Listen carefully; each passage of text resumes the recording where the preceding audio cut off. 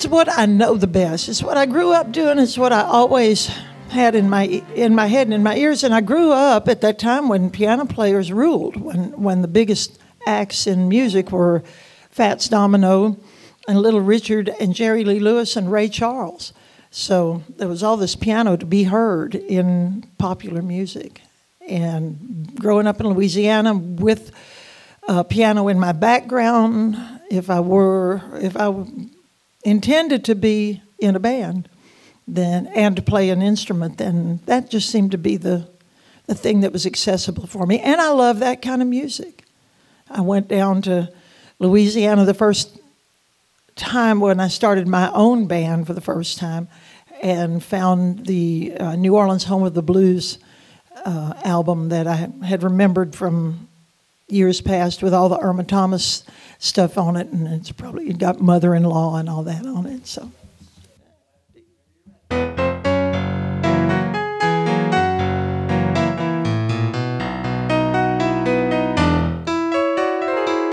I like to dance, I like to sing, I like to do my Cajun thing.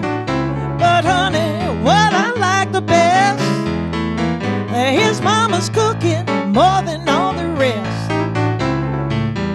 Well, mama's cooking, it starts out hot. She put the crawfish in the pot. She makes a roux so dark and sweet. Mama's cooking what I like to eat. Mama's cooking best red beans. Mama's cooking best you ever seen. Mama's cooking sweet potato pie. My. Pooh, yeah. Well, people ask me why I don't get fat. I say it's 'cause I like to dance like that. I eat as much as I can hold. Go out and do desire to go. There's lots of people in the world today, and they're trying to drink their cares away. And if you knew what happy you could be, you'd be asking Mama for a recipe. Mama's cooking a crawfish bisque. Mama's cooking, well, that's my favorite dish. Mama's cooking a jambalaya. Oh, my. Woo!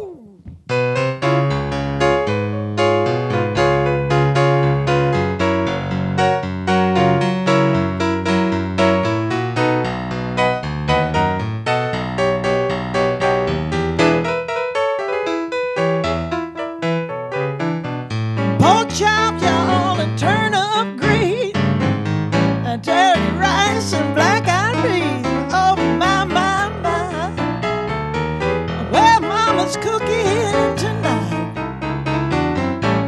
Oh, Mama's cooking. Mama's cooking.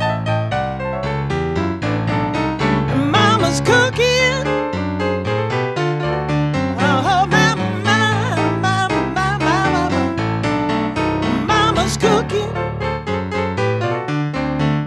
Oh, Mama's cooking. Oh, hot boudin.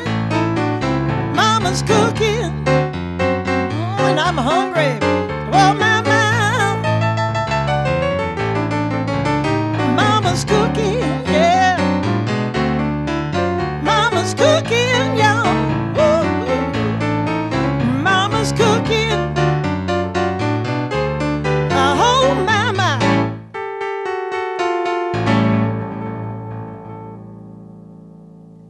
First of all, she was one of the biggest, earliest influences on me in my music. Or not even on my music. I was 13 years old. I was just a kid who got lucky enough to see her in New Orleans on a show and never forgot. And then on this trip where we go back to Louisiana, my friend Margie and I go back to Louisiana. It's a good song, by the way, to find that record. And we are driving through Abbeville, Louisiana on Mother's Day, 1975, and we look up on the marquee of this club, and it says Irma Thomas.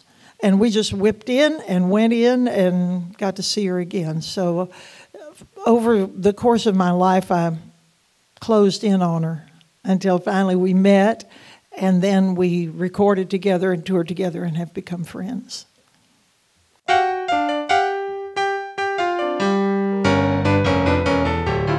On the riverside and down among the trees, you can hear that music on the Louisiana breeze, and the lights would shine out through the night. It was heaven, a sparkle paradise. Well, it sounded like angels singing to me. I was just a girl, maybe 17, but when I got inside, it was a different sight. It was heaven, sparkle paradise, and the moon would make strange shadows on the wall.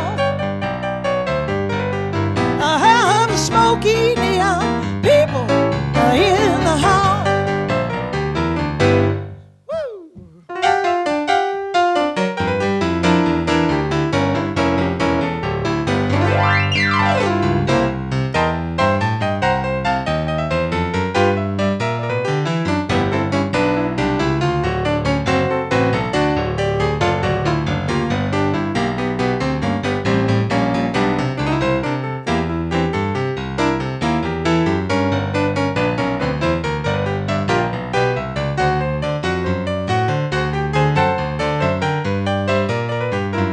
So we rode those roads in my old beat-up Ford, with that funky music playing on the radio, and the squeeze box wheeze, and it wail and it whine. It was calling us to sparkle paradise. Beautiful smiling people of the night, well, they offered all the evening delight that you like.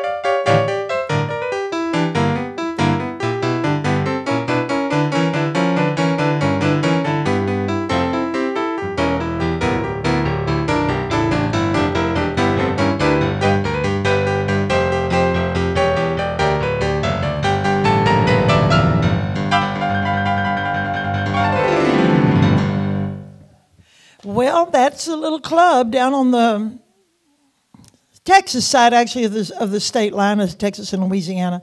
I moved it over. I say you can hear the music on the Louisiana breeze, which you almost could, but that part of the country is where on the Louisiana side, my home side.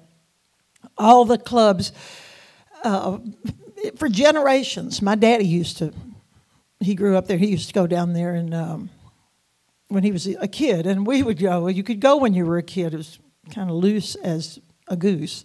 And everybody from Texas, it's famous for the people who came over.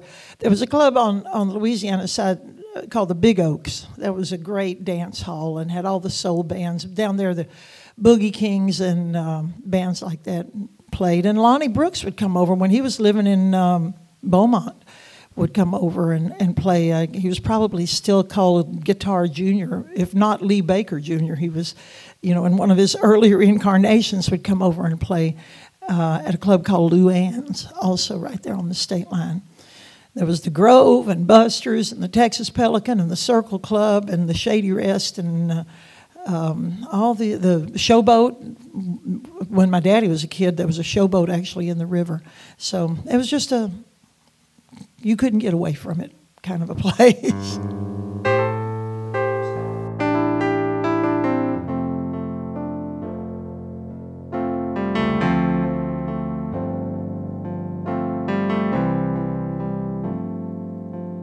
Had a home in Mississippi on a hill outside of town. My daddy built it in 49, straight up from the ground. He laid a strong foundation for a square and stout. Come wind and rain and hurricane, we could ride it out, we could ride it out. We could ride it out. Come wind and rain and hurricane, we could ride it out.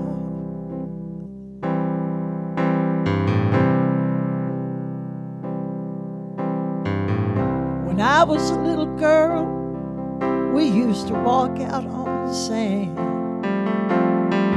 look at the stars on the water, me holding Daddy's hand. He'd talk about the time in '69 when Camille laid Biloxi down.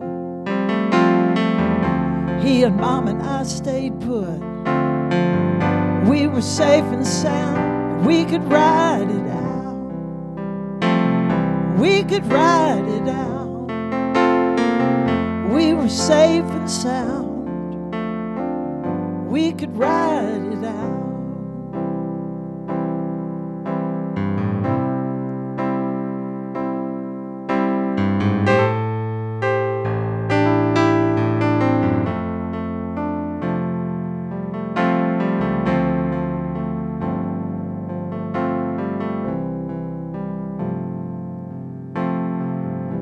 Now Mom and Daddy have both passed on, and it's just me in this old house. And the pressure's dropping like a stone. There's a big one in the south. She's boarded up and ready to go another round. And it's too late to run away. We're gonna have to ride it out. We're gonna ride it out. We're gonna ride it out.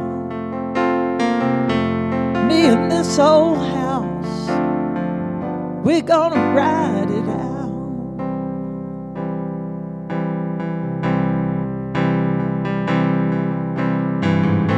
Now the wind sounded like a freight train pounding on the door, and the rain is blowing sideways, and there was water up under the floor. And with a mighty heave and a shudder, I could feel her breaking loose. And when we slid by Pascagoula, I knew we were on the move, and we could ride it out. Yes, we could ride it out. Me in this old house, we could ride it out.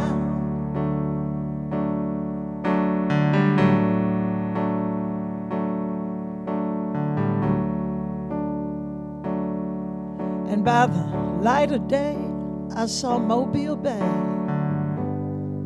shining in the sun. We came to rest in fair hope, and I'll be a son of a gun. Now my home's in Alabama, and she's standing strong and proud. And if there is a next time, well, I believe she can ride it out. Yes, she can ride it out. Yes, she can ride it out. She's a good old house. Yes, she can ride it out.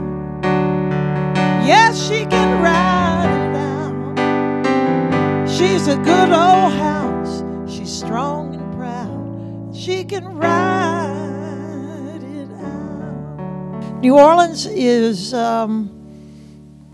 has come back from 2005 in a real big way, interestingly, and there seems to be a whole lot of people moving in. Of course, the demographic changed. You cannot deny the fact that a whole bunch of lower income people who made New Orleans, who were in many ways the heart and soul of New Orleans, have been displaced and didn't go back, have not gone back. You know, the lower Ninth Ward, the upper Ninth were big neighborhoods, and they really have not come back because there really wasn't that much money. Even if they were insured, I talked to people whose money, the insurance just didn't pay, didn't go where it was supposed to go, and a lot of people couldn't go back. So they're close by. Baton Rouge is bigger, Lafayette's bigger, the parishes all around are bigger, but as far as what those neighborhoods where 3 generations lived in a neighborhood, you know, in a 3-block area, that's pretty much gone. But what has come back in a way is money and interest and investment, and they're doing a lot of building and restoration. So it's a vital, interesting city as ever. I mean, one of the most unique in America, and beautiful. And it still honors its traditions, and the Mardi Gras Indians still parade. And everything is a challenge, though. You know, you would think that in every community that has a base of interest and attraction like music, that the politicians would support that wholeheartedly, and they rarely do. It rarely happens that way. But music has always had to find its way.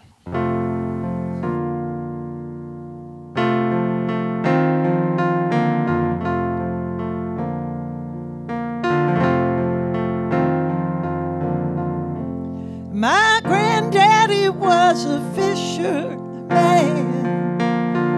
lived on the water more than the land. He could tell the seasons by the turn of the tide.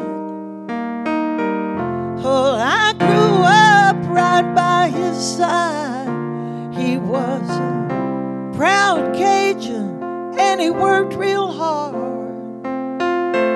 The Atchafalaya Basin was his front yard, and I can hear him saying with a tear in his eye, this used to be paradise. This used to be paradise. Brown pelicans and Saca Lake, big salty oysters and alligators, and so many fish, they would jump in your boat, throw in the line, and that's all she wrote. We had a little house on high ground, cypress trees all around, good living, peace and quiet. This used to be paradise. This used to be paradise. And then one day, the oil man came. They gave us jobs, and everything changed. We still run our boats and we drag our nets, but every day we get less and less and less. I guess you can't stop the way time goes by, and I can't think of any reason why they had to come and take our way of life. Now we don't know if we can even survive. They took the very land our house was on, and the shrimp and the pelicans, well, they're just hanging on. It's a damn shame to make an old man cry. This used to be paradise. This used to be paradise. This used to be paradise. This used to be paradise. My granddaddy was a fisherman. Now it's a huge situation down there, and of course we need to rebuild the wetlands of the coast down there, and that's a doable situation. It just takes, first of all, the will to do it, the understanding of the seriousness of the problem, and it's not a Louisiana problem, it's a national problem, but it does immediately impact the towns along the coast and New Orleans, because what we're losing is the buffer to those communities, and in some cases the very communities themselves. Plus, we're losing the hatcheries for so much seafood and marine life, and it was an ill-conceived notion in the first place to levee the river all the way down. It was a business decision that is affecting lives and the environment profoundly. And easily they could open up those floodgates and let water flow out into the Barataria and into the Atchafalaya Basin and rebuild that stuff in not that long. But people like Tab Benoit and go around preaching to the choir, essentially. But maybe along the way somebody will get it.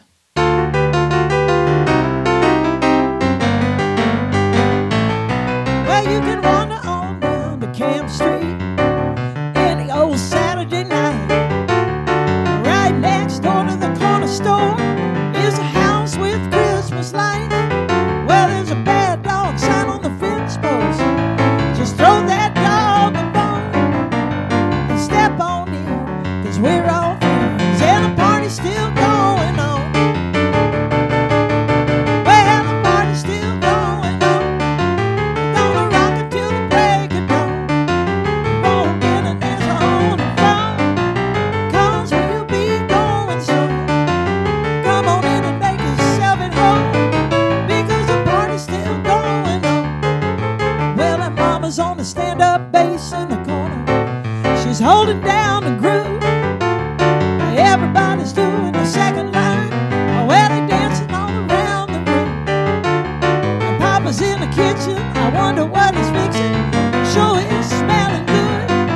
He's throwing everything he's got into the pot. He's gonna feed the whole neighborhood. Well, the party's still going on.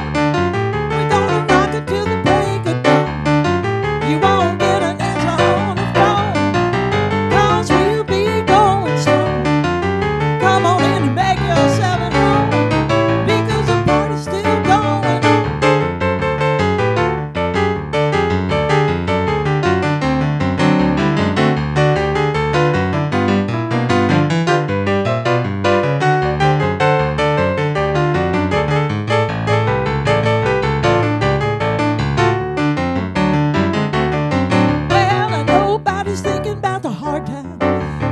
troubles just fly away. When you're moving your beat to the funky beat and the band begins to play, you can forget about all the bad news and how that wind may blow. Just come on down to Camp Street and watch your troubles go.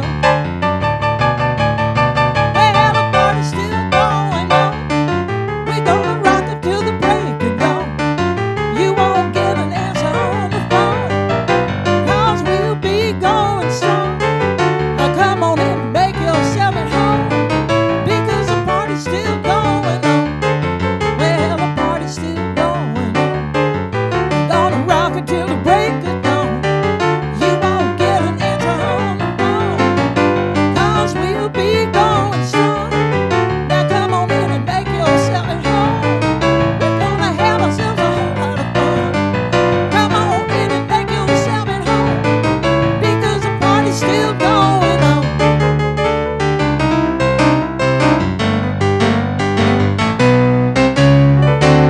Years ago, a guitar player that I had in my band, Bill Campbell, who had a way with words, said, and he called me Slinky.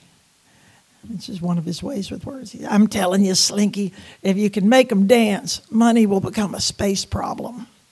And I took that to heart. So I guess, although I like to touch people's hearts, and I like to do songs that make people think about situations, and the serious side of life, I know that truly my mission behind the piano and on the stage is to make people dance.